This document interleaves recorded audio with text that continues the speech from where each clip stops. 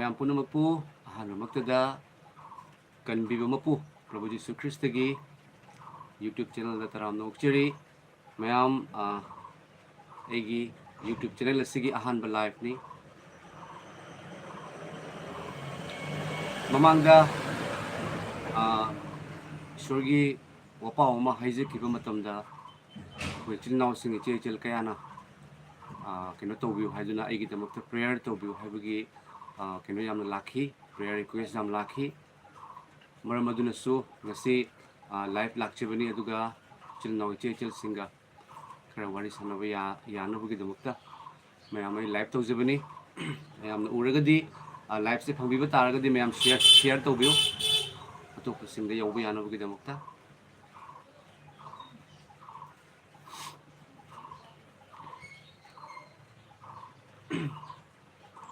mayam aigi ahanba live ni mayam ko sigi pagi thogol gi damakta YouTube channel se semjabadagi ahanba live thajabani aduga mamangda mayamna aigi damakta prayer tawbiu haina haibirakiba yamna yawe adu kanagumba sing yawbiragasu prayer request leiragasu mayam adum haibirapa yagani mayam chilnaw sing ichechel singa direct wari sanajage haiduna laksabani ahanbada mayam isorbu thagachibagi se amakatang sakjarake मधुगी मतुंगदा holy bible दगी ईश्वरगी वहाई खरदंग पाथोक्सरके अमसुंग मैम आई प्रेयर तौजगे मैम गिदमुक्ता अहानबदे इसे मसक्चगे इसे लाइरिक्तगिनी टू 18 लाखलो प्रभु लेंथबिरकलो हारिबसे सक्चरके मैम सुफाव अदुम सुफाव यावबिरगदी दुम सक्पियो अदुगा मैमदा लाइव से शेयर तौबि मैम मी यामना संगबा यानबगी दमुक्ता लाइव से शेयर तौबियो अदुगा अदोमगी प्रेयर रिक्वेस्ट लेबिरगदी प्रेयर रिक्वेस्ट थंबिरमो थागचै प्रभु यीशु ख्रिस्ट बु थागचबगी से मैम सक्चरके मुसिगी लाइव से प्रभु यीशु ख्रिस्त न तहनबिबनी मैम एगी थमोइदा असिगी वखल लेरमदबनी अदुबु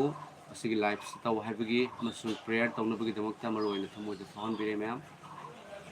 प्रभु यीशु ख्रिस्त बु थागचबगी से ए सक्चरके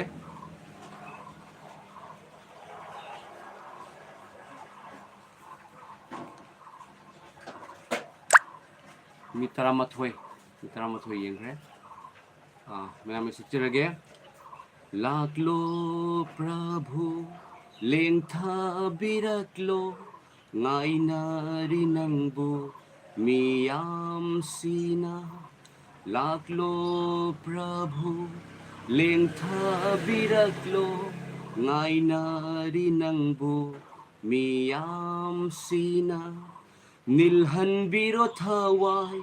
आसेंग बाना निलहन बिरो थवाय आसेंग बाना हांगलाब आइखोय गिथामोय नुंदा लाखलो लाखलो लाखलो ngasi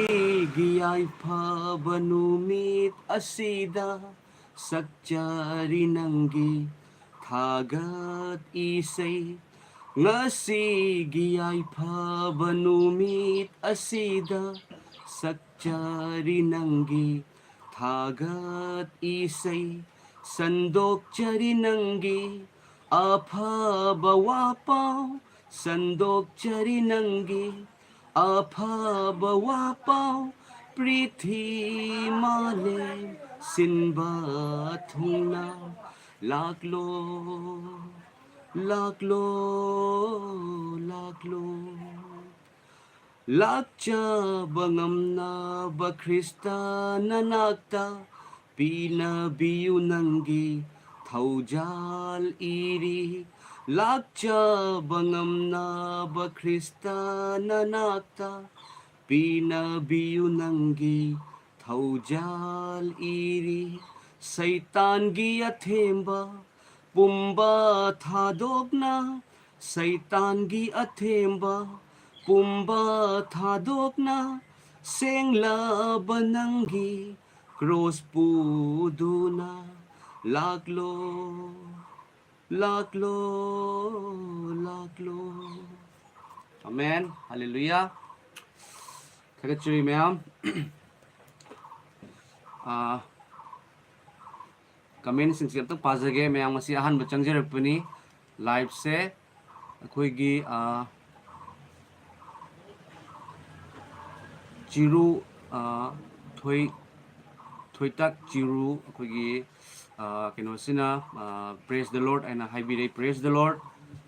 aduga mathangda langmaba ko ningombamna sumna haibire oja igisu prayer tobiu praise the lord amen jisu kristana adom gi punsi matam chupada loina bibo isanu nungsiri wichil nausing akhoi gi langamba ningomba hariba brother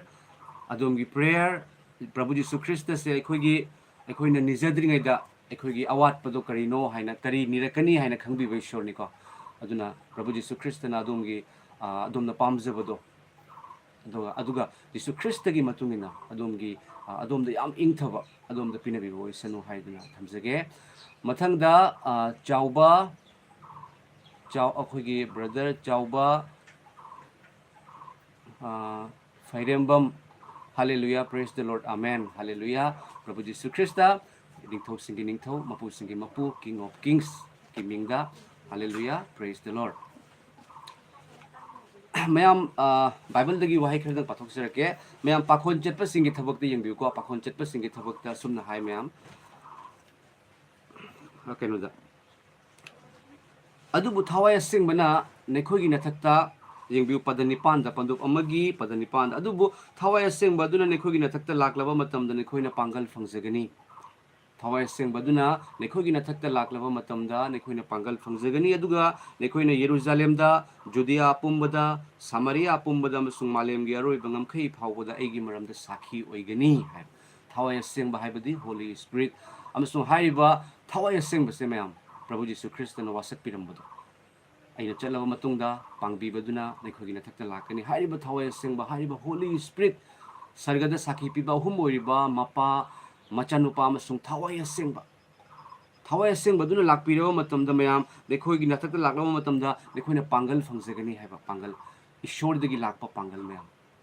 Jisu Christa na sargadagi pithabi rakpa pangal do phangjagani aduga hariba pangal duna phangjarakpa matamda mayam thawai sengbagi pangal phangjaba matamda mahakna tawrakadawa ahanba thabakse aphaba wapao hallelujah good news taibang malemda ishorgi nungsiba Prabhu Jisu Christa dagi lakpa aphaba wapao se mayam ma leibang amoy ma phongdok sarakani bako mamanabada oregasu imung dagi horagasu haidorakani ba masa thawai sengbagi khudol ni maramdi hariba aphaba wapao do Prabhu Jisu na lakpa siba masung hingat padagi lakpa aphaba wapao do mado ipa ishorgi Jehovah ipagi thawrang ni ba hariba dumak thawai sengbana phongdok hanbigani ko mayam aduni aduga Jerusalem da Judea apumbada Samaria apumbada masung malemgi aroi bangam khai phawbada aigi maramda sakhi oigani habiri Jisu Christa gi maramda sakhi oigani thagachari mathangda comment su dum mayam ai maram ba dum comment su pathok serake renubala leima aiba matha kakat khre mayam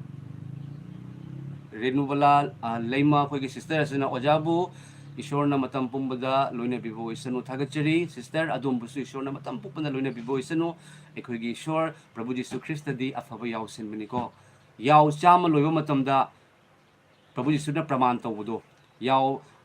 chamagi manungda amakak mangkhiba matamdane yaw chamaga mangkhiba yawdo thinaba maputara mapando 99 jawdo thado amaga chatkhiba haibadi kanagumba mangkhiba yaw masado yam nungsiba Jisu Christa na adu phangakpa matamda mareng manda thongalaga isa asa lai haibado ko mayam aduna Jisu na adumbu yam nungsi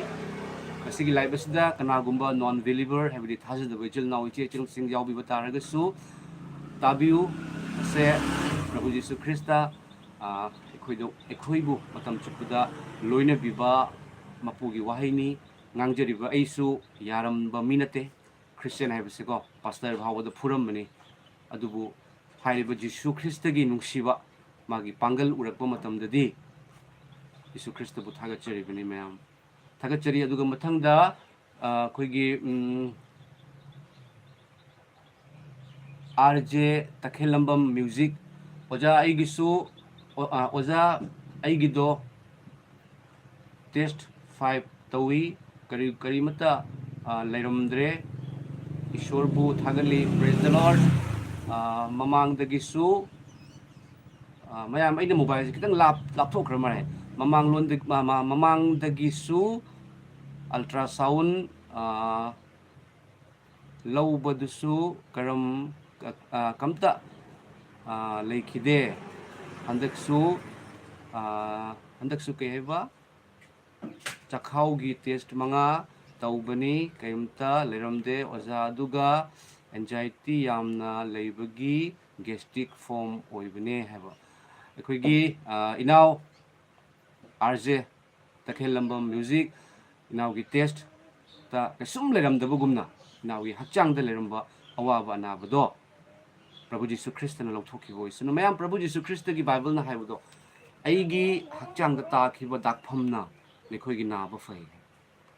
ꯄ꯭ꯔꯚꯨ ꯖꯤꯁꯨ ꯈ꯭ꯔꯤꯁꯇꯅ ꯈꯥꯡꯈꯤꯕ ꯗꯥꯛꯐꯝꯁꯦ ꯌꯥꯝꯅ ꯇꯔꯥꯏꯕ ꯅꯠꯇꯕ ꯑꯩꯈꯣꯏꯒꯤ ꯑꯅꯥꯕ ꯐꯕ ꯑꯩꯈꯣꯏꯒꯤ healing ꯑꯣꯏꯕ ꯌꯥꯕꯒꯤ ꯄꯥꯡꯒꯜ ꯌꯥꯎꯔꯦꯕ aduga matangda kamen amakaka pathokserake chanchan mayang lembam haribi sister sina thaubirakpase ima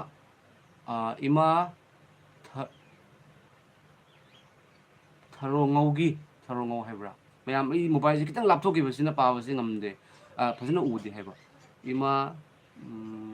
rongaugi damaksu prayer taubiu cancer gi anabani aina macha nupini aigisu sangpa pami oza ayo thagachari okay sister gi ma gi cancer gi naabdo Prabhu Jesu Christa na ngasigi ipagi Bible gi wahidagi Prabhu Jesu Christa gi wahidagi aduga Shogi nungsibibagi mapal na adungi magi cancer nabado fan bibo isanu aduga nauna report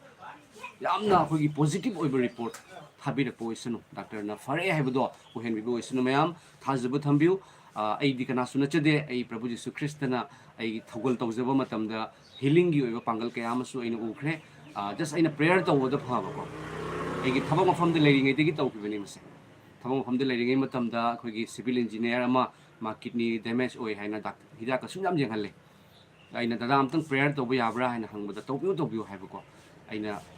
prayer tawba matamdagi nahanai gi duty ka dabado nongalaga duty kai aduga mana dayanana prayer tawbadagi fai haina aina taba matamdagi oh ipagi wapau ga loina afabo wapau ga loina prayer sisu Isu Kristana su yam pamjabado mayam ko anaba puno fan mani Isu Kristana anaba se pap ki maram na anaba oi na haibne ko mayam adubu Isu Krista gi manakta lakpa matamda Isu Kristana nangi pap to hana ko lao haideba nangi thajabra thajabna faro haibdo mayam ko Isu Krista gi thaujal na pap tagi hina chawbe heli haibdo aduga mathang se akoi gi RJ Takhelambam nawsina oirami masi gastric se loina fanaba prayer da happy naugi gastric anabadusu Prabhu Jesu Christana lokthokpibo isinu mayam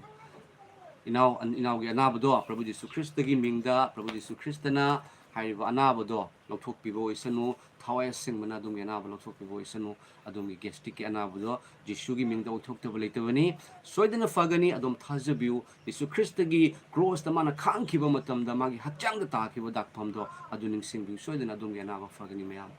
adum thajabiu thajabna anaba fagani bako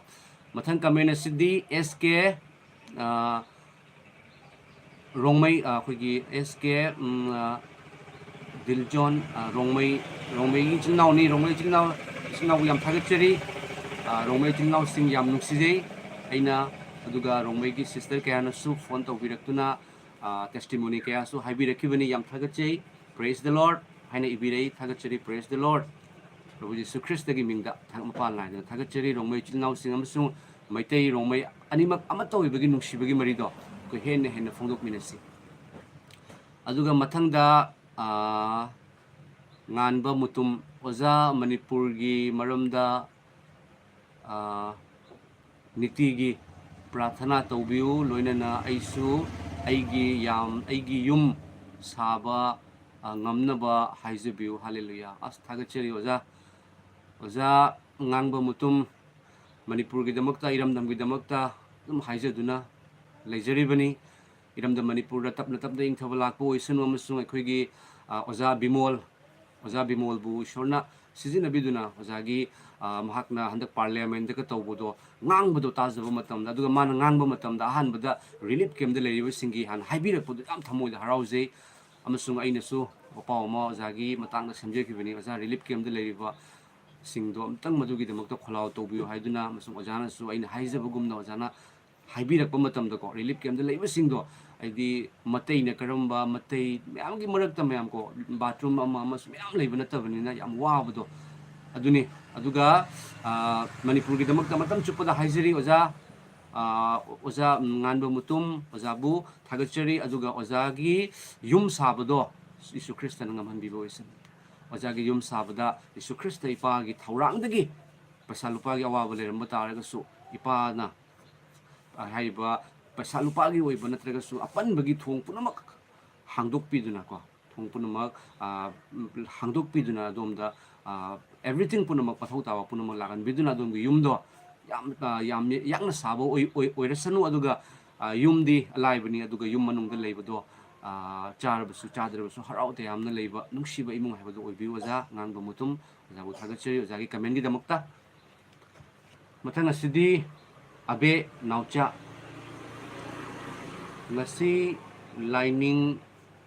ꯊꯥꯗꯣꯛꯂꯒ ꯃꯁꯥꯒꯤ ꯍꯥꯏꯕꯅꯤꯀꯣ ꯑꯣꯖꯥ ꯃꯁꯥꯒꯤ ꯂꯥꯏꯅꯤꯡ ꯊꯥꯗꯣꯛꯂꯒ ꯃꯤꯒꯤ ꯂꯥꯏꯅꯤꯡ ꯆꯠꯄ ꯅꯣꯏꯁꯦ ꯌꯥꯝꯅ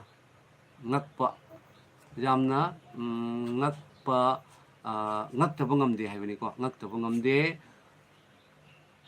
ꯉꯛꯇꯕ ꯃꯤꯒꯤ ꯃꯃꯥꯗꯣ ꯏꯃꯥ ꯑꯣꯏꯕ ꯌꯥꯗꯕꯅꯤ ꯁꯦ ꯅꯤꯡꯁꯤꯡꯕꯤꯌꯨ ꯍꯥꯏꯕ ꯑꯕꯦ ꯅꯥꯎꯆꯥ ꯑꯕꯦ ꯑꯩꯈꯣꯏꯒꯤ ꯁꯤꯁꯇꯔꯕꯨꯗꯤ ꯃꯥꯜꯂꯤꯀꯣ ꯁꯤꯁꯇꯔꯕꯨ ꯑꯍꯥꯟꯕꯗ ꯊꯥꯒꯠꯆꯔꯤ ꯍꯥꯏꯔꯤꯕ ꯋꯥꯍꯩ ꯑꯗꯨꯃꯛ ꯑꯩ ꯃꯇꯝ ꯑꯃꯗ ꯍꯥꯏꯖꯔꯝꯃꯤ ꯍꯥꯏꯔꯤꯕ ꯋꯥꯍꯩ ꯑꯗꯨꯒꯤ ꯃꯔꯝꯅ ꯑꯩ ꯄꯥꯁꯇꯔ ꯐꯨꯔꯝꯃꯤ ꯑꯗꯨꯕꯨ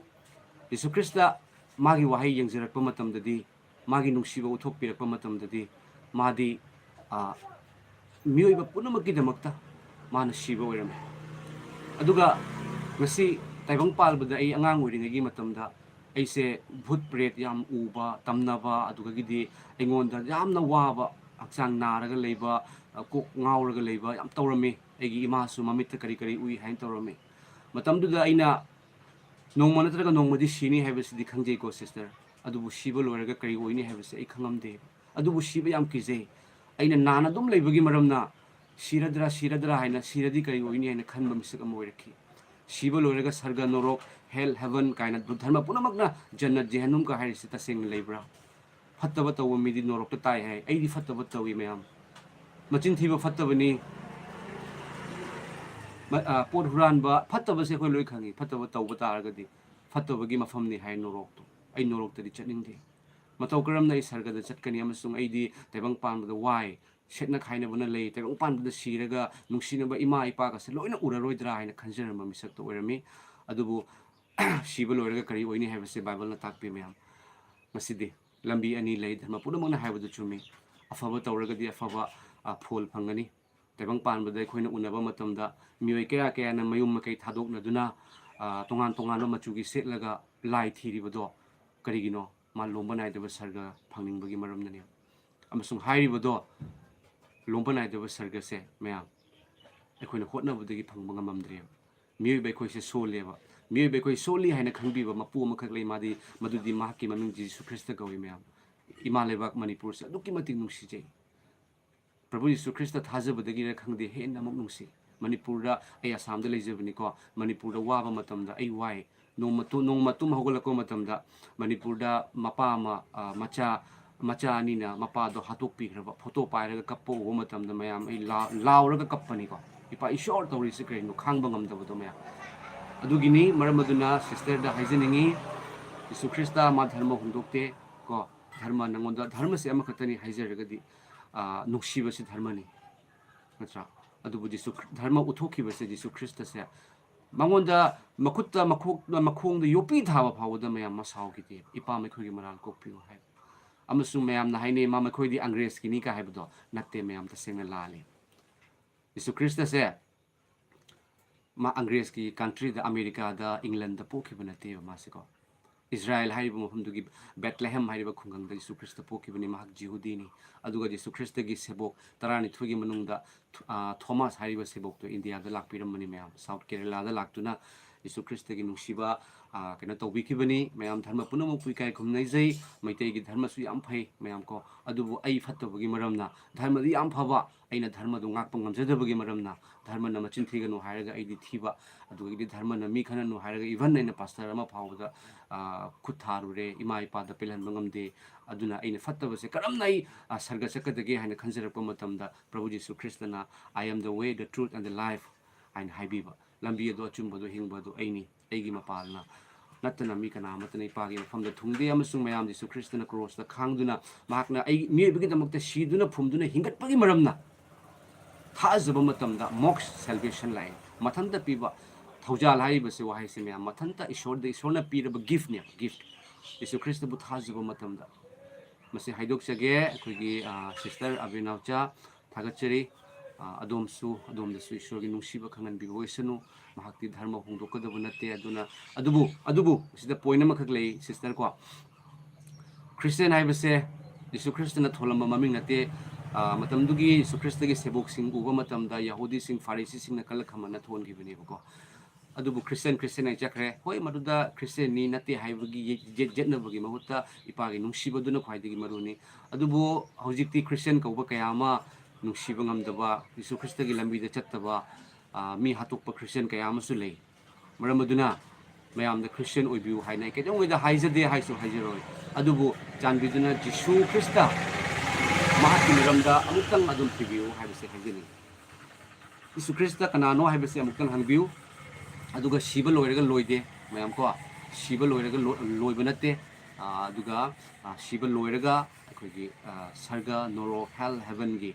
marakta wayan gadaba mapu ama lei haibase aduga mathang ase renubala leima oza aigisu prayer amtang pangbiu aigi khwang yam khwang yet thangba ado aduna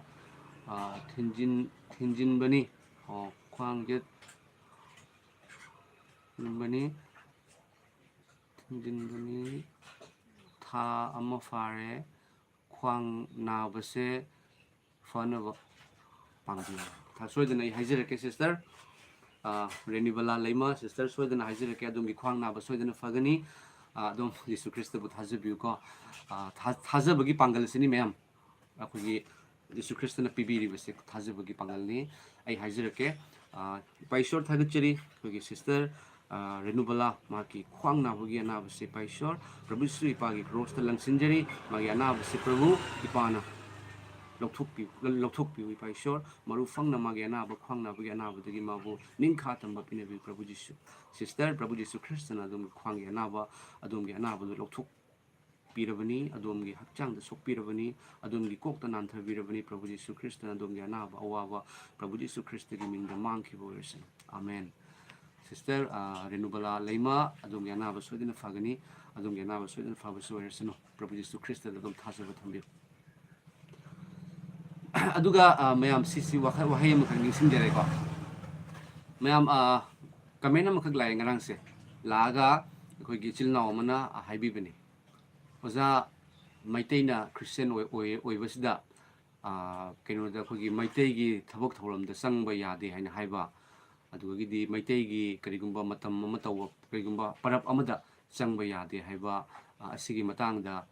kari leibagi haina haibiu haina hai ko mem yam phajaba wahangni adugi khalambani mem asigi life sigi khutong chaba lawjaraga ai haidoksage mem ekhoi Prabhu Jesu Christana ekhoida aina wayan yathangda leiriba amasung wa takthokpa mi singi keno do mekhogi wahai adu manghan balak panate aina thungan balak pana ꯑꯩꯈꯣꯏ ꯃꯩꯇꯩꯅꯤ ꯑꯗꯨꯒ Jesus Christ ꯊꯥꯖꯕ ꯃꯇꯝꯗ ꯑꯩꯈꯣꯏ ꯃꯩꯇꯩ ꯑꯗꯨꯝ ꯑꯣꯜꯂꯒ ꯂꯩꯕꯅꯤ ꯄ꯭ꯔꯚꯨ Jesus Christ ꯊꯥꯖꯔꯦ ꯍꯥꯏꯗꯨꯅ ꯑꯩꯈꯣꯏ ꯃꯤꯒꯤ ꯃꯇꯧ ꯇꯝꯒꯗꯕ ꯅꯠꯇꯦ ꯄ꯭ꯔꯚꯨ ꯖꯤꯁꯨ ꯈ꯭ꯔꯤꯁꯇ ꯊꯥꯖꯕ ꯃꯇꯝꯗ ꯃꯤꯒꯤ ꯍꯥꯏꯕꯗꯤ ꯑꯇꯣꯞꯄ ꯂꯩꯕꯥꯛ ꯑꯃꯒꯤ ꯀꯟꯇ꯭ꯔꯤ ꯑꯃꯒꯤ ꯀꯅꯥꯒꯨꯝꯕ ꯍꯥꯟꯅꯗꯒꯤ ꯈ꯭ꯔꯤꯁꯇꯤꯌꯟ ꯑꯣꯏꯔꯝꯕ ꯑꯃꯒꯤ ꯃꯇꯧ ꯇꯝꯒꯗꯧꯕ ꯅꯠꯇꯦ ꯄ꯭ꯔꯚꯨ ꯖꯤꯁꯨ ꯈ꯭ꯔꯤꯁꯇ ꯊꯥꯖꯕ ꯇꯥꯔꯒꯗꯤ ꯃꯩꯇꯩ ꯑꯃ ꯑꯣꯏꯅ ꯑꯗꯣꯝꯅ ꯍꯥꯟꯅ ꯃꯩꯇꯩ ꯅꯨꯡꯁꯤꯔꯝꯕꯗꯣ ꯑꯗꯨꯒꯤ ꯗꯕꯜꯗ ꯅꯨꯡꯁꯤꯕꯒꯤ ꯃꯊꯧ ꯇꯥꯏ ꯄ꯭ꯔꯚꯨ ꯖꯤꯁꯨ ꯈ꯭ꯔꯤꯁꯇꯅ ꯁꯤꯈꯤꯕꯗꯣ ꯃꯤ ꯄꯨꯝꯅꯃꯛꯀꯤꯗꯃꯛꯇ ꯁꯤꯕꯅꯦꯕ ꯑꯗꯨ ꯑꯣꯏꯕ ꯇꯥꯔꯒꯗꯤ ꯉꯁꯤ ꯉꯥꯡꯖꯔꯤꯕ ꯑꯩꯈꯣꯏꯁꯨ ꯈ꯭ꯔꯤꯁꯇꯤꯌꯟ ꯑꯣꯏꯔꯝꯗꯦ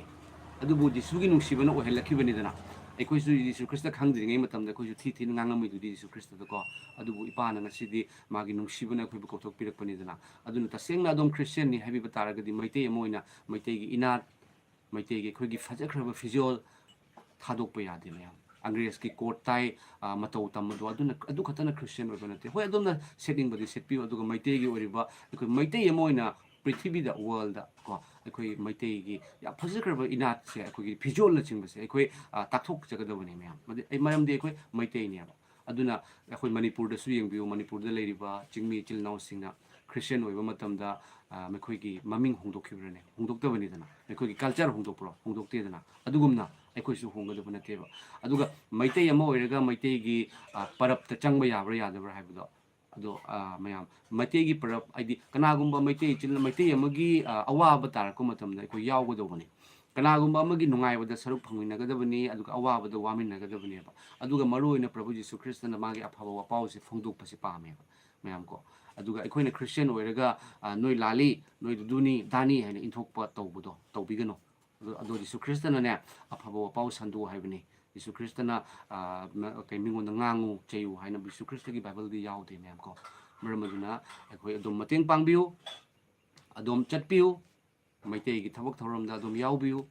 ꯀꯣ ꯂꯨꯔꯤꯕꯗꯤ ꯖꯤꯁꯨ ꯈ꯭ꯔꯤꯁꯇꯕꯨ ꯊꯋꯥꯏꯅ ꯂꯧꯁꯤꯟꯖꯕꯁꯤꯅꯤ ꯑꯗꯨꯒ ꯑꯋꯥꯕ ꯇꯥꯔꯕꯁꯤꯡꯒꯤ ꯃꯇꯦꯡ ꯄꯥꯡꯕꯤꯌꯨ ꯃꯌꯥꯝ ꯀꯣ ꯑꯋꯥꯕ ꯇꯥꯔꯕꯁꯤꯡꯒꯤ ꯃꯩꯇꯩꯒꯤ ꯏꯅꯥꯠ ꯃꯩꯇꯩꯒꯤ ꯐꯤꯖꯣꯜ ꯃꯩꯇꯩꯒꯤ ꯐꯖꯈ꯭ꯔꯕ ꯑꯩꯈꯣꯏꯅ ꯀꯩꯅꯣ ꯇꯧꯖꯕꯒꯤ ꯃꯊꯧ ꯇꯥꯏꯌꯦꯕ ꯑꯩꯈꯣꯏꯅ ꯊꯥꯗꯣꯛꯄ ꯅꯠꯇꯕ ꯍꯦꯟꯅ ꯊꯥꯡꯒꯠꯆꯕ ꯍꯦꯟꯅ ꯑꯆꯨꯝꯕ ꯅꯨꯡꯁꯤꯕꯗꯣ ꯎꯠꯊꯣꯛꯆꯒꯗꯕꯅꯤ ꯃꯌꯥꯝ ꯀꯣ ꯃꯇꯝꯗꯨ ꯈꯛꯇ ꯈꯪꯒꯅꯦꯕ ꯅꯠꯇ꯭ꯔꯒꯗꯤ ꯃꯩꯇꯩꯅ ꯈ꯭ꯔꯤꯁꯇꯤꯌꯟ ꯑꯣꯏꯔꯒ ꯑꯇꯣꯞꯄ ꯑꯃꯗ ꯊꯤꯅ ꯍꯦꯛ ꯉꯥꯡ ꯅꯣꯏꯒꯤꯗꯣ ꯗꯨꯅꯤ ꯍꯥꯏꯇꯥꯔꯒꯗꯤ ꯖꯤꯁꯨ ꯈ꯭ꯔꯤꯁꯇꯅ ꯅꯨꯡꯁꯤꯇ ꯍꯥꯏꯕꯤꯕ ꯏꯄꯥꯗꯣ ꯑꯩꯈꯣꯏꯅ ꯃꯤ ꯄꯨꯝꯅꯃꯛꯀꯤꯗꯃꯛꯇ ꯖꯤꯁꯨꯅ ꯁꯤꯈꯤꯗꯅꯀꯣ ꯑꯗꯨꯅ ꯖꯤꯁꯨꯒꯤ ꯅꯨꯡꯁꯤꯕꯗꯣ ꯎꯠꯊꯣꯛꯄꯤꯒꯗꯕꯅꯤ ꯃꯌꯥꯝ ꯃꯤꯒꯤ ꯃꯇꯧ ꯇꯝꯒꯗꯧꯕ ꯅꯠꯇꯦ ꯑꯩꯈꯣꯏ ꯃꯩꯇꯩꯅꯤ ꯃꯩꯇꯩ ꯈ꯭ꯔꯤꯁꯇꯤꯌꯟ ꯑꯃ ꯑꯣꯏꯅ ꯖꯤꯁꯨꯒꯤ ꯅꯨꯡꯁꯤꯕꯗꯣ ꯐꯣꯡꯗꯣꯛꯀꯗꯕꯅꯤ ꯑꯩꯅ ꯃꯤꯒꯤ ꯃꯌꯨꯝꯗ ꯆꯪꯗ꯭ꯔꯒꯗꯤ ꯃꯤꯅ ꯑꯩꯒꯤ ꯌꯨꯝꯗ ꯆꯪꯉꯛꯀꯗ꯭ꯔꯥꯅꯦ ꯃꯤꯅ ꯑꯩꯒꯤ ꯌꯨꯝꯗ ꯆꯪꯉꯛꯇ꯭ꯔꯒꯗꯤ ꯖꯤꯁꯨꯒꯤ ꯅꯨꯡꯁꯤꯕ ꯋꯥꯍꯩ ꯀꯔꯝꯅ ꯐꯣꯡꯗꯣꯛꯀꯗꯕꯅꯣ ꯂꯨꯔꯤꯕꯗꯤ ꯖꯤꯁꯨꯒꯤ ꯋꯥꯍꯩꯅꯤ ꯅꯪꯒꯤ ꯆꯥꯕ ꯊꯛꯄꯗꯨꯅ ꯏꯝꯄꯣꯔꯇꯦꯟꯁ ꯅꯠꯇꯦ ꯂꯧ ꯄꯨꯝꯅꯃꯛ ꯃꯨꯜꯂꯦ ꯂꯧ ꯈꯥꯎꯕꯒꯤ ꯃꯇꯝ ꯌꯧꯔꯒ ꯂꯧ ꯈꯥꯎꯒꯦ ꯍꯥꯏꯗꯅ ꯆꯥꯅ ꯊꯛꯅ ꯂꯩꯕꯁꯨ ꯌꯥꯗꯦꯗꯅ ꯂꯧ ꯍꯥꯟꯅ ꯈꯥꯎꯍꯧꯕ ꯃꯊꯧ ꯇꯥꯏ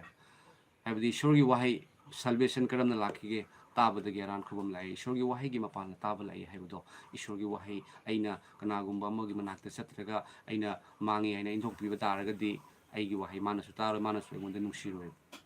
ꯑꯗꯨꯕꯨ ꯏꯁꯣꯔꯅ ꯇꯥꯛꯄꯤꯕꯗꯤ ꯌꯦꯛꯅꯕꯕꯨ ꯅꯨꯡꯁꯤꯌꯨ ꯍꯥꯏ ꯅꯠꯇ꯭ꯔꯣ ꯌꯦꯛꯅꯕ ꯑꯃꯠꯇ ꯂꯩꯇꯦ ꯋꯥꯔꯜꯗ ꯄ꯭ꯔꯤꯊꯤꯕꯤꯗ ꯑꯗꯣꯝꯅ ꯇꯁꯦꯡꯅ ꯏꯁꯣꯔꯒꯤ ꯅꯨꯡꯁꯤꯕ ꯈꯪꯕ ꯇꯥꯔꯒꯗꯤ ꯃꯔꯝ ꯑꯗꯨꯅ ꯃꯩꯇꯩꯁꯤꯡꯒꯤ ꯌꯨꯝꯗ ꯆꯠꯄꯤꯌꯨ ꯃꯩꯇꯩꯁꯤꯡꯒ ꯑꯋꯥꯕ ꯃꯇꯝꯗ ꯁꯔꯨꯛ ꯌꯥꯕꯤꯌꯨ ꯑꯗꯣꯝꯅ ꯖꯤꯁꯨ ꯈ꯭ꯔꯤꯁꯇ ꯊꯥꯖꯩ ꯖꯤꯁꯨ ꯈ꯭ꯔꯤꯁꯇꯒꯤ ꯅꯨꯡꯁꯤꯕꯗꯣ ꯑꯗꯨꯝ ꯐꯣꯡꯗꯣꯛꯄꯤꯌꯨ ꯑꯁꯤ ꯈꯛꯇꯅꯤ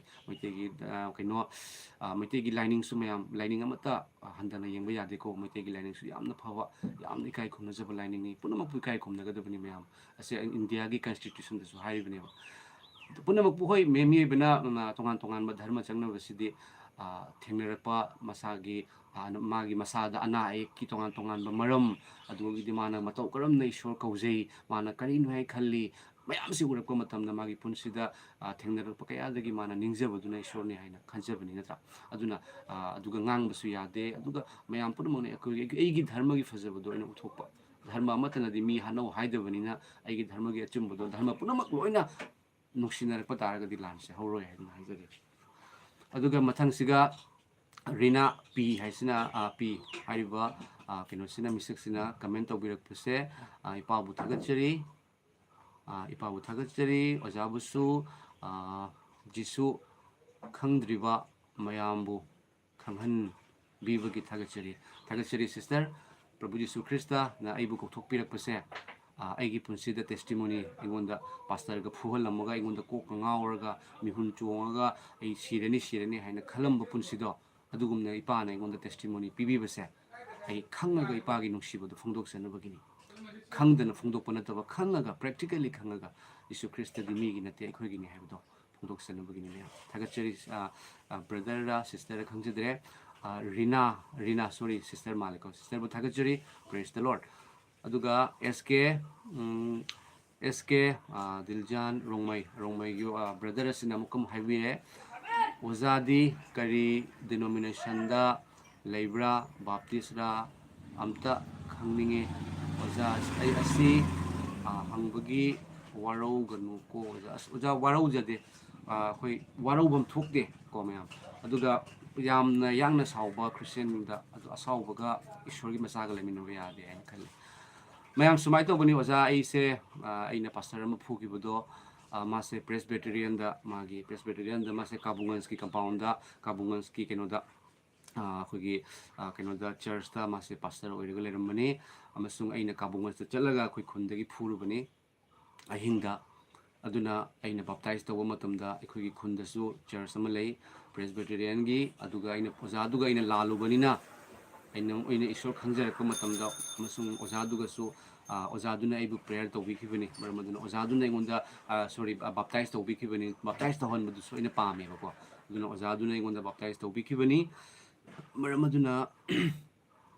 ꯑꯩ ꯁꯨꯃꯥꯏꯅ ꯄ꯭ꯔꯦꯁꯕꯦꯇꯔꯤꯌꯟꯗ ꯑꯩ ꯕꯥꯞꯇꯥꯏꯖ ꯇꯧꯕꯤꯈꯤ ꯑꯗꯨꯒ ꯍꯧꯖꯤꯛꯇꯤ ꯃꯌꯥꯝ ꯑꯩꯈꯣꯏꯒꯤ ꯀꯩꯅꯣ ꯀꯁꯥꯔꯒꯤ ꯀꯩꯅꯣ ꯍꯥꯏꯅ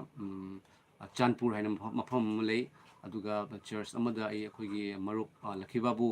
ꯃꯣꯏꯁꯨ ꯂꯩ ꯑꯗꯨꯒ ꯍꯥꯏꯔꯤꯕ ꯆꯔꯆꯇꯨꯗ ꯀꯩꯅꯣꯒꯤ ꯆꯔꯆꯅꯤ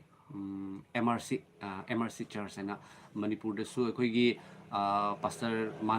ꯃꯥꯅꯣꯅ ꯇꯧꯕꯗꯣ ꯑꯩꯈꯣꯏꯒꯤ ꯆꯔꯆꯇꯣ ꯀꯁꯥꯔꯗꯁꯨ MRC ꯆꯔꯆ ꯍꯥꯏꯅ ꯂꯩ ꯑꯗꯨꯒ ꯑꯩꯒꯤ ꯃꯔꯨꯞ ꯂꯛꯈꯤꯕꯥꯕꯨ ꯍꯥꯏꯗꯨꯅ ꯃꯥꯁꯦ ꯑꯩꯅ ꯆꯔꯆꯇ ꯂꯩꯔꯤꯉꯩ ꯃꯇꯝꯗ ꯑꯩꯈꯣꯏꯒꯤ ꯑꯩꯅ ꯀꯣꯛ ꯉꯥꯎꯔꯒ ꯃꯤꯍꯨꯟ ꯆꯣꯡꯉꯒ ꯁꯤꯔꯅꯤ ꯍꯥꯏꯅ ꯑꯗꯨꯒ ꯅꯥꯝꯔꯨꯞꯀꯤ ꯆꯔꯆ ꯑꯃꯗ ꯃꯌꯥꯝ ꯖꯤꯁꯨ ꯑꯩꯕꯨ ꯍꯥꯠꯇꯣꯛꯄꯤꯒꯅꯨ ꯍꯥꯏꯔꯤꯉꯩ ꯃꯇꯝꯗ ꯇꯨꯝꯅꯕꯒꯤ ꯒꯨꯂꯤ ꯑꯍꯨꯝ ꯃꯔꯤ ꯆꯥꯔꯒ ꯇꯨꯝꯕ ꯃꯇꯝꯅꯤ ꯃꯇꯝꯗꯨꯗ ꯍꯥꯏꯔꯤꯕ ꯅꯨꯄꯥ ꯑꯁꯤꯅ ꯂꯛꯈꯤꯕꯥꯕꯨꯅ ꯃꯔꯨꯞ ꯖꯤꯁꯨ ꯈ꯭ꯔꯤꯁꯇꯅ ꯅꯪꯕꯨ ꯌꯥꯝ ꯅꯨꯡꯁꯤ ꯍꯥꯏꯅ ꯏꯁꯣꯔꯅ ꯂꯣꯏꯅꯕꯤꯔꯒ ꯐꯣꯡꯗꯣꯛꯍꯟꯕꯤꯈꯤꯕ ꯍꯥꯏꯔꯤꯕ ꯃꯔꯨꯞꯁꯦ ꯂꯛꯈꯤꯕꯥꯕꯨꯁꯦ ꯃꯥ ꯍꯧꯖꯤꯛ MRC ꯍꯥꯏꯔꯤꯕ ꯆꯔꯆꯇ ꯂꯩ ꯃꯔꯝ ꯑꯗꯨꯅ ꯑꯩꯒꯤ ꯏꯄꯥꯅꯁꯨ ꯍꯥꯏꯔꯤꯕ ꯃꯔꯨꯞꯇꯨꯒ ꯃꯌꯥꯝꯒ ꯄꯨꯜꯂꯒ ꯑꯃꯁꯨꯡ ꯊꯃꯣꯏꯗꯁꯨ ꯌꯥꯝ ꯆꯥꯟꯅꯕ ꯃꯌꯥꯝꯀꯣ ꯆꯥꯟꯅꯕ ꯑꯃ ꯐꯥꯎꯏ ꯑꯗꯨꯒ ꯂꯩꯔꯤꯕ ꯍꯥꯏꯔꯤꯕ MRC ꯆꯔꯆꯇ ꯂꯩꯔꯤꯕ ꯏꯆꯤꯜ ꯏꯅꯥꯎꯁꯤꯡꯗꯨꯁꯨ ꯌꯥꯝ ꯅꯨꯡꯁꯤꯕ ꯌꯥꯝ ꯑꯣꯅꯦꯁ ꯑꯣꯏꯕ ꯌꯥꯝ ꯇꯤꯡꯕ ꯑꯗꯨꯒ ꯈ꯭ꯋꯥꯏꯗꯒꯤ ꯍꯦꯟꯅ ꯃꯌꯥꯝ ꯈ꯭ꯔꯤꯁꯇꯦꯟ ꯑꯃꯒꯤ ꯒꯨꯟꯁꯦ ꯌꯥꯎꯒꯗꯕ ꯒꯨꯟꯁꯦ ꯃꯌꯥꯝ ꯑꯩꯁꯦ ꯈ꯭ꯋꯥꯏꯗꯒꯤ ꯑꯇꯣꯟꯕꯅꯤ ꯍꯥꯏꯕꯁꯤ ꯈꯟꯒꯗꯧꯕ ꯑꯩꯁꯦ ꯈ꯭ꯋꯥꯏꯗꯒꯤ ꯃꯀꯣꯛꯅꯤ ꯈꯟꯕ ꯌꯥꯗꯦ ꯌꯤꯁꯨ ꯈ꯭ꯔꯤꯁꯇꯅꯁꯨ ꯍꯥꯏꯕꯗꯣ ꯁꯔꯒ ꯂꯩꯕꯥꯛꯇ ꯈ꯭ꯋꯥꯏꯗꯒꯤ ꯆꯥꯎꯅꯤꯡꯕ ꯇꯥꯔꯒꯗꯤ ꯃꯥꯅ ꯈ꯭ꯋꯥꯏꯗꯒꯤ ꯄꯤꯛꯄ ꯑꯣꯏꯒꯗꯕꯅꯤ ꯍꯥꯏꯕꯗꯣ ꯃꯌꯥꯝꯀꯣ ꯑꯗꯨꯅ ꯂꯣꯏꯅ ꯑꯩꯅꯁꯨ ꯄꯥꯎ ꯀꯅꯥꯒꯨꯝꯕ ꯑꯃ ꯀꯃꯦꯟ ꯇꯧꯔꯛꯄ ꯃꯇꯝꯗ ꯑꯩꯅ ꯑꯣꯖꯥ ꯏꯆꯟ ꯍꯥꯏꯅ ꯀꯧꯖꯕꯁꯦ ꯑꯁꯤ ꯔꯦꯁꯄꯦꯛꯁꯦ ꯌꯥꯝꯅ ꯃꯔꯨ ꯑꯣꯏ ꯃꯌꯥꯝꯀꯣ ꯑꯗꯨꯒ ꯑꯩꯈꯣꯏꯒꯤ ꯘꯃꯟ ꯄ꯭ꯔꯥꯎꯠꯁꯦ ꯍꯦꯛ ꯂꯥꯛꯄ ꯃꯇꯝꯗ ꯏꯁꯣꯔꯒꯤ ꯅꯨꯡꯁꯤꯕ ꯃꯥꯡꯉꯦ ꯃꯌꯥꯝ ꯍꯥꯏꯕꯗꯤ ꯁꯩꯇꯥꯟꯅ ꯄꯥꯝꯃꯤ ꯑꯗꯨꯒ ꯁꯨꯔꯆꯟ ꯊꯧꯅꯥꯎꯖꯝ ꯀꯩꯕ ꯂꯥꯏꯅꯤꯡꯊꯧ ꯁꯅꯥꯃꯍꯤꯅ ꯌꯥꯏꯐꯔꯦ ꯑꯁꯤꯗ ꯃꯄꯣꯛꯁꯤꯒꯤ ꯏꯄꯨ ꯂꯥꯏ ꯅꯠꯇꯅ ꯑꯇꯩ ꯂꯥꯏ ꯑꯃꯇ ꯊꯥꯖꯕꯒꯤ ꯀꯥꯟꯅꯕ ꯂꯩꯇꯦ ꯍꯥꯏꯕ ꯊꯥꯒꯠꯆꯔꯤ ꯕ꯭ꯔꯗꯔ ꯁꯨꯔꯆꯥꯟ ꯊꯧꯅꯥꯎꯖꯝ ꯊꯥꯒꯠꯆꯔꯤ ꯑꯩꯈꯣꯏꯒꯤ ꯑꯩꯅꯁꯨ ꯃꯃꯥꯡꯗ ꯍꯥꯏꯖꯈꯤꯕꯗꯨꯅꯤ ꯃꯩꯇꯩꯒꯤ ꯑꯣꯏꯕ ꯂꯥꯏꯅꯤꯡ ꯙꯔꯃꯁꯨ ꯈ꯭ꯋꯥꯏꯗꯒꯤ ꯐꯕꯅꯤ ꯙꯔꯃ ꯄꯨꯝꯅꯃꯛ ꯐꯩ ꯃꯌꯥꯝ ꯃꯩ ꯆꯠꯊꯣꯛꯈ꯭ꯔꯦ ꯙꯔꯃ ꯄꯨꯝꯅꯃꯛ ꯐꯩꯀꯣ ꯙꯔꯃ ꯄꯨꯝꯅꯃꯛ ꯐꯩ ꯑꯗꯨꯒ ꯙꯔꯃ ꯄꯨꯝꯅꯃꯛ ꯐꯩ ꯑꯗꯨꯒ ꯂꯥꯏꯅꯤꯡꯊꯧ ꯁꯅꯥꯃꯍꯤꯅ ꯌꯥꯏꯐꯔꯦ ꯑꯩꯁꯨ ꯍꯥꯏꯖꯒꯦ ꯃꯌꯥꯝ ꯌꯥꯏꯐꯔꯦ ꯌꯥꯏꯐꯕꯁꯨ ꯑꯣꯏꯕꯤꯌꯨ ꯑꯗꯨꯒ ꯙꯔꯃ ꯄꯨꯝꯅꯃꯛꯅ ꯌꯥꯏꯐꯔꯦ ꯍꯥꯏꯕꯁꯨ ꯍꯥꯏꯖꯒꯦ ꯃꯌꯥꯝ ꯑꯗꯨꯒ ꯌꯤꯁꯨ ꯈ꯭ꯔꯤꯁꯇ ꯙꯔꯃ ꯁꯟꯗꯣꯛꯄ ꯂꯥꯛꯄ ꯅꯠꯇꯦ ꯌꯤꯁꯨ ꯈ꯭ꯔꯤꯁꯇꯒꯤ ꯅꯨꯡꯁꯤꯕꯁꯦ ꯑꯩꯈꯣꯏꯒꯤ ꯌꯤꯁꯨ ꯈ꯭ꯔꯤꯁꯇꯅ ꯀꯧꯏ ꯃꯌꯥꯝꯀꯣ ꯀꯔꯤꯒꯨꯝꯕ ꯑꯗꯣꯝ ꯆꯣꯛꯊꯔꯕ ꯀꯔꯤꯒꯨꯝꯕ ꯑꯗꯣꯝ ꯑꯋꯥ ꯄꯣꯠꯂꯨꯝ ꯄꯨꯔꯕ ꯀꯔꯤꯒꯨꯝꯕ ꯑꯗꯣꯝ ꯍꯤꯡꯕꯒꯤ ꯑꯥꯔꯊ ꯈꯪꯗꯦ ꯍꯥꯏꯔꯕ ꯀꯔꯤꯒꯨꯝꯕ ꯑꯗꯣꯝ ꯁꯤꯕ ꯂꯣꯏꯔꯒ ꯁꯔꯒꯗ ꯆꯠꯀꯦ ꯍꯥꯏꯅ ꯈꯟꯕ ꯀꯔꯤꯒꯨꯝꯕ ꯑꯗꯣꯝ ꯁꯤꯕ ꯂꯣꯏꯔꯒ ꯀꯔꯤ ꯂꯩꯒꯦꯅꯤ ꯍꯥꯏꯅ ꯈꯜꯂꯕ ꯀꯔꯤꯒꯨꯝꯕ ꯑꯗꯣꯝ ꯅꯣꯔꯣꯛ ꯍꯦꯜ ꯈꯝꯅꯨꯡ ꯂꯩꯕꯥꯛ ꯍꯥꯏꯔꯤꯕ ꯃꯩꯒꯤ ꯃꯔꯛꯇꯒꯤ ꯀꯟꯕ ꯄꯥꯝꯂꯕ ꯑꯗꯣꯝꯅ ꯑꯗꯨ ꯑꯣꯏꯕ ꯇꯥꯔꯒꯗꯤ ꯆꯥꯟꯕꯤꯗꯨꯅ ꯄ꯭ꯔꯚꯨ ꯖꯤꯁꯨꯕꯨ ꯊꯤꯕꯤꯌꯨ ꯃꯍꯥꯛ ꯑꯃꯨꯛ ꯋꯥꯌꯦꯟꯕꯒꯤ ꯃꯇꯝꯗ ꯂꯥꯛꯀꯅꯤ ꯍꯥꯏꯔꯤꯕꯁꯦ ꯃꯨꯁꯂꯤꯝꯒꯤ ꯀꯨꯔꯥꯟ ꯂꯥꯏꯔꯤꯛꯇꯁꯨ ꯍꯥꯏꯕꯅꯤ Quran da Prabhu Jisu se Isale salam hai kayamat ki matam da Isale salam na wai na bagi lakani hai do Quran gi lai te su yawi adubu Holy Bible na di mayam ko marik chum na tak thuk piram wai bagi matam da Prabhu Jisu Christ na sarga du lising galune na lakani yaw dagi hameng khaidok pugum dharma chinba pap chinba khaidokani ai pap taude ai lande ai kaisum soi ki de hai bataraga di Jisu Christ thajabi ganu thajadre ga sudum yai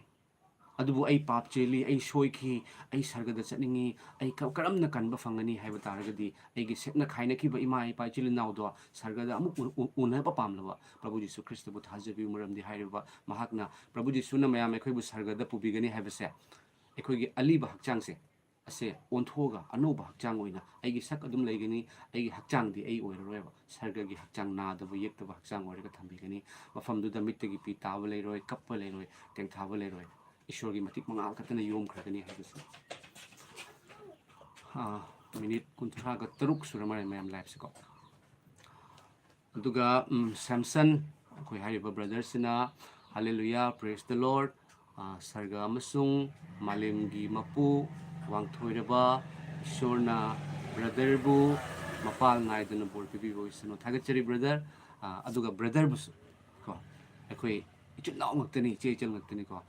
brother bu sune ishorna mapal naidaba bor pibi voisano adu pi khrabani ko mayam Jisu Christana bor pi khrabani ngasi aina ishorgi thogol tawjari ba ngasi aina live thajari ba mayam bor phangna bagi nate Jisu Christa siduna phumduna hingat khre Taujal lakrabani, Tawai Singba lakrabani, Pentecost Kinamitamaya. Ishorgi Nungshibase, Aquina, Pangakani Hiraga, Kurambado, Adugi Matam Natrium, already PB crave, Ishu Christina, Isuna need a kind of Shibiabrane, Yaticomiam, Adubu, Kanjarak Pasimatam the neighbor. Isuna Ibu can be crave, Kanakamatamse, Adubu Shaitan, Kangan Devamiamco, Kangan the Novo neighbor. Nang Jisuna can be have Shaitana, Kauhol labor. Adubu, Kanagumba Amada Ishona Loina Biraga. Nang se ishona yam nungsi haibado khangalak pa sini hai maru oi se myam ko aduna brother Samson ishona hen elone bi boy sanu aduga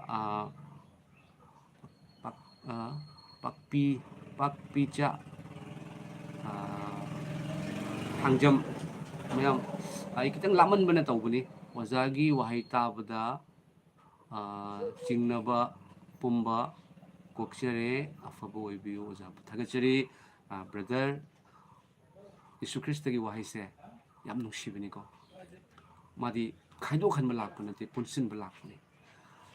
maitei chingmi manipur da leiri bis akoi gi maitei pangal akoi amatani ko amatani aduga amatta oiraga leibagi mathau tai mayam manipur da leiri ba akoi punamak se manipuri ngakani ba ko ado yam nungshidra akoi manipur se nya punlaga leibani ko amata machin manaw dumai leini adubu laibak thibadagi machin manaw gi marakta kre changa ngasi khana bu chene bu tawi adubu ishor nang thapa purbi rak poisanu adongi thamoi de leram baching ba punamak mangki poisanu Jisu Christ na dombu yam nungsi haibase thamjage thagachiri mayam minute kuntraga nipan sale pungama phawba live si tawsi mayam mai aduga mayam da kaigum masu haidok sage mayam ekhoi aina lead tawraga lusing jeraga ekhoi gi weekly sapta amada numit marini 4 days nomaizing ne lebak pokpane aduga gi di sangol sen ga iraiga numidang wairam gi pung manga da ekhoi fellowship tawi mayam phone gi kuthang da ekhoi gi phone da conference palaga fellowship tawbodo ado tawi maduda ekhoi devotion loba aduga gi di Prabhu Jisu Christ bu thagat chebugi sei sakchaba aduga gi di short sharing tawba to di testimony sharing aduga gi di ekhoi gi Bible gi afaba wapau ipagi afaba wapau amasung prayer na chingba tawi sidasu kanagumana sargi abining ba leiraga di dum contact number happy rakpa yagani ai 8000 ke masiga Manipur dagi aduga maru ine Indian Army da leiba ekhoi gi marup sing ani hum su marup sing ahum aduga akhoi gi Manipur dagi tongan mafam kaya dagi akhoi fellowship tawjabani maduga so dum yawi ba yagani haiduna ai miyam da phungdok sage masini chinaw sing dum comment leiraga di haibiro aroi bada ai miyam gi damakta ai ishor da haijar kadobani miyam na kari hangning ba lei haibada dum hangbiro miyam ai yam Bible tamduna khangjaduna haijabana chade adubu thawai asengmana nekhoi gi nathakta lakpireba matamda nekhoina pangal phangjagani haiba pangal do adudi aina tammaga phangjarakhiba nate mase ishor na ingonda pibiba khudol amani me ishor na ingonda pibiba khudol amani aduga mayam aigi keno su mayam na hanangang oringai da bhut ui ama ui ka haibudo mayam jamna aigi punsi se yamna akiba na thalle aigi punsi se adubu ngasidi akibadagi akhoi harauba onthokpibani Prabhu Jesu Christana aduni choktharaba awa pulum pubai awa pulum purame aduna wahangsu yam hangi aduna Jesu phangye aina kenogi akhoi nongthang leimana akhoi sumang la taw matamda chatpa matamda numidang pung 8 da chatpa matamda mayam mi amaka ubudo musin mubane mi do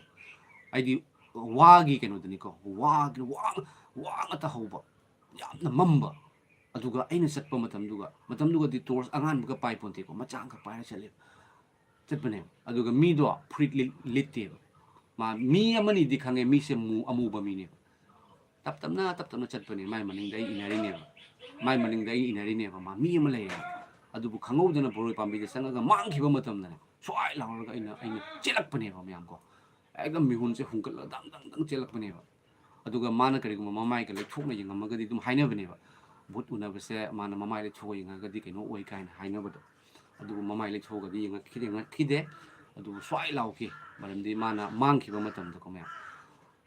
aseng namadu bhutni habdo aina khangki ko myam ko thagachiri chilnau che chilima pabung sing tengbiri ba dum bu shorna bol pibi voice no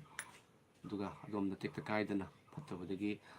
phattaba thokadawdagi adom da tek kaidana thambi voice no aduga Prabhu Jesu Christa mahak adom bu kanbiba mapuni mahak miyoi ba punumaki mapuni mayam miyoi bagi damakta miyoi ba hai ba khoise mayam khoise ishor hai ba mapuse khoi gi yam thau tai sanga di ta di na ta san mayam na ishor khuramba khoi ude sa san jing ishor khuramde kaigino mekoi khuram ningde mekoi khurambagi su mathau ta de ba mekoi de ishor gi keno mathau ta de ishor khurambagi mathau ta de ba ko aduga miyoi badi tai miyoi bese nang haitana ishor haina harise kaigino haiba matamdane sanga singsina ishor na machindagi oi krisanu haiba wahai mapal na loi orekpa upal ching tam ising kangfalse adubu miyoi ba hari bai khoi sidi ishor na makut magna semi he lebaki fuldagi makut magna semagaikoida kaino ki thawai kamsin manatondagi thawai kamsin khiba matamdagi di ikoise ahingba haibado oi khibagi maramna aduga ishor gi thawai kamsin bi khiba ikogi nungda ishor gi thawai ishor gi wahai ishor gi sordo leibagi maramna ikoida hiram punumakta ikoida ishor mathau tai aduna ning haitana ishor hain harise adu masana thajabagi matungina komyam adubu ina ishor khuram mise kari maramgi no kari maramgi damakta ina ishor khurami bano mina khuram nei hain khurami bra aina kari gi damakta ishor khuram gado wono haibase yamna wahang oina hangbase yam mathau tare maramdi hujikki matamda mi shibase mayam sibagi matam chahi amuk leidana traba matam ni maramaduna mayam line se ngak tat lure maramaduna mayam hujikki matamda sibagi chahi is leinarak traba matam ne natra yengbiuba kaisu nat kidraba anaba ma covid-19 haina corona virus ke anaba lakpa matamda mayam mioi kaya no shi natra isingda shiraga samsan ghat haiduga mai thabam leitana sorokta hundoine ba isingda hundoine ba mi se kaisu nataba oina oikibane ba aduga ngasisu adum siba lepte ising chawdagi train accident dagi nomai kapirakpadagi bomb blast tawbadagi mi hatnabadagi ngasi baw siba lepte mayam ko adubu mi ma siba matamda mana waram gadawba aduga magi nupi angangsing magi mama mapana kapkadawdo hana khanba taragadi mi hatpa ngamoy aduga mi hatpase ishorna su harauba oiramgaldrani mayam ko ai siba matamda aigi cha sing aigi cha ahumna aigi nupi na kapkadawdo aina hujik khangjaba matamda aina khanjabanina kanagumba amagi mapada hatpadi laidana thina ngama phawbada ai ngamjadeba mayam ko asini sumaina ishorgi nungsibado khangjabase khwaidagi maruni haidana haijage thagachari mayam ai marakta live laksage aduga live se sumaina tawsi mayam ai mathangi sunday numita sunday se nungthin wairamda mayam ai live thajurake nungthin wairamgi sunday se ayuktagi church chatpanina pung kenogi ahumgiduga pung ahumdagina pung mari phawada 1 hour gi oina live thajirake kanagum singna prayer point leraga su haibiu haiduna haijiningi thagachari mayam ai mayam gidamukta ishorda haijirake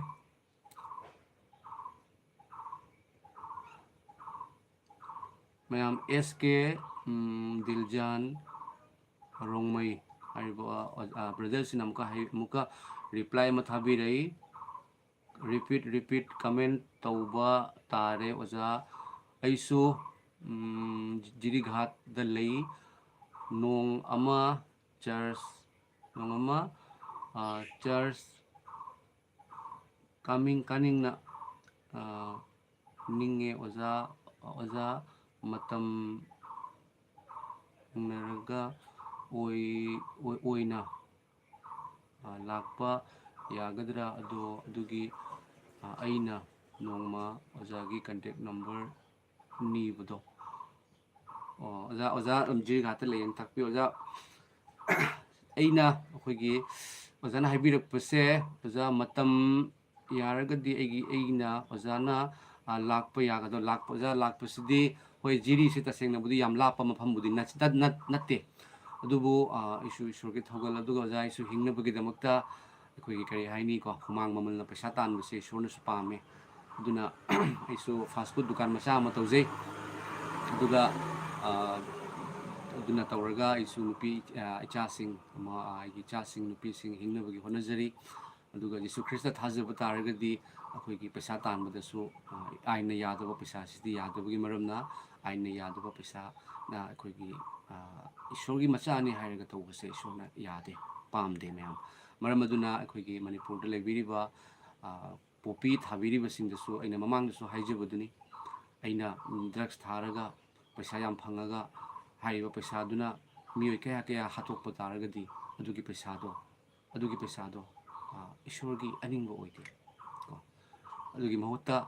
aina karigumba posak ama tharaga kanagumba mana saraga mapangan kangadaba thabak tawbiu ko aduga ishorgi mingse chendhabani nungsiuta haibiba kanbiuta haibiba khajai nakan namda khupanga thadi atoba khajai onsalu haibiba siba phawda karisu haikidaba ipa me khogi maral kokpiu me khoi nei ngonda tawribase ai kanano khangsadabagini haiduna hairaga siduna phumduna hingatlaga changna sarga karaga ishorgi yathamana kanda fammaga thawai sima thabirakpa ipado ado aina thajei ena hairaga aina drugs thadana mibu manghanabagi police aina su yadaba dharmana su yadaba miyoiba singna su yadaba thabak tawraga paisa sum jam talaga mi sum jam hatpado hairiba Jesu Krista do mingchat thihanbaga chap mane maramaduna Jesu gi mingchat thangat hanba Jesu Krista gi afaba wapau haidokpa ngamdragadi mingchat thihanbagidi hak leite haiduna haijiningi aduga Prabhu Jesu se miyoiba pumnamakini karigino Johan da Prabhu Jesu na haiba nangna Jesu bu thajaba taragadi taibang malem la sembi mapuda ipa haina kausaba fangi taibang malem la sembi mapuda ipa haina sargada leba ipado aduga mapudo puna mapu sembi mapuda ipa haina kausaba fangi Prabhu Jesu Krista bu thajabagi mapalna Prabhu Jesu Krista na ishorga khoge mapa machagi mari pibiba lakpaneba aduba taragadi Prabhu Jesu Krista bu hek thajaba matamda ishorgi macha oe